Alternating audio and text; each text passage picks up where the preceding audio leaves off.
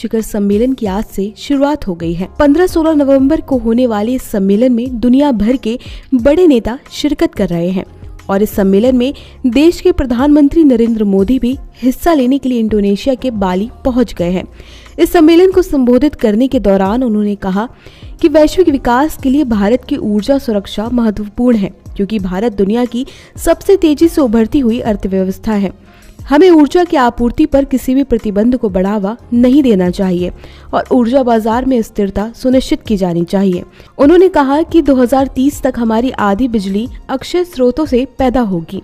G20 से जुड़े वैश्विक मुद्दे और महत्व भी जानेंगे, लेकिन उससे पहले हम जान लेते हैं कि G20 होता क्या है।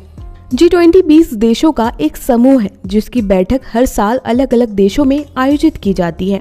G20 का गठन सितंबर 1999 में अंतर्राष्ट्रीय वित्तीय स्थिरता को बनाए रखने के लिहाज से किया गया था। साथ ही G20 ब्रिटेन वुड्स संस्थागत प्रणाली की रूपरेखा के भीतर आने वाले अहम देशों के बीच अनौपचारिक बातचीत और सहयोग को बढ़ावा देने का काम भी करता है। 1997 के पहले एशियाई संकट के बाद दुनिया के कई देशों ने इसकी जरूरत महसूस की। G20 समिट में सदस्य देशों के प्रमुखों के साथ वित्त मंत्रियों और सेंट्रल बैंक के गवर्नर्स की भी बैठक होती है। इस बैठक में मुख्य रूप से आर्थिक विषयों पर चर्चा होती है। G20 के सदस्य देशों की बात करें तो इसमें 19 देश और यूरोपियन यूनियन शामिल है। 19 देशों में अर्जेंटीना, ऑस्ट्रेलिया, ब्राजील, कनाडा, चीन, Germany, France, Bharat, Indonesia, Italy, Japan, Mexico, रूस, सऊदी अरब, दक्षिण अफ्रीका, दक्षिण कोरिया, तुर्की, यूनाइटेड किंगडम और अमेरिका शामिल है।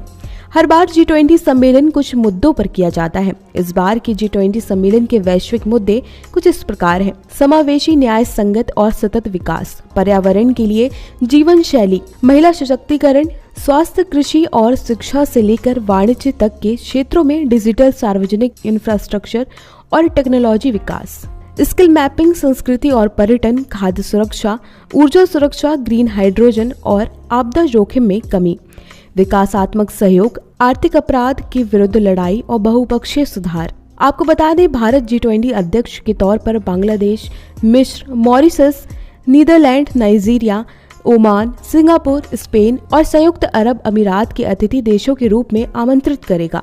अध्यक्षता के दौरान भारत, इंडोनेशिया और ब्राजील ट्रोइका का गठन करेंगे। ट्रोइका यानी G20 के भीतर ऐसे शीर्ष देशों का समूह जिसमें आज के, पिछले और आगामी अध्यक्ष पद वाले देश शामिल होते हैं। ये पहली बार होगा जब ट्रोइका में 3 विकासशील देश और उभरती अर्थव्यवस्थाएं शामिल होंगी। G20 के लिए भारत अहम इसलिए भी है क्योंकि भारत दुनिया की सबसे बड़ी अर्थव्यवस्थाओं में से एक है। भारत एशिया में विकासशील देशों में आगे होने के साथ साथ एक बड़ा उभरता बाजार भी है।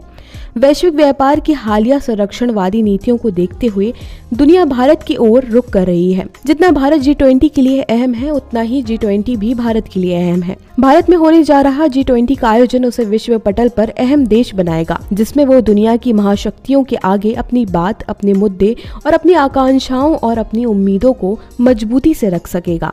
G20 एक महत्वपूर्ण अंतर्राष्ट्रीय संगठन है। इस संगठन में दुनिया के संपन्न राष्ट्र भी शामिल हैं।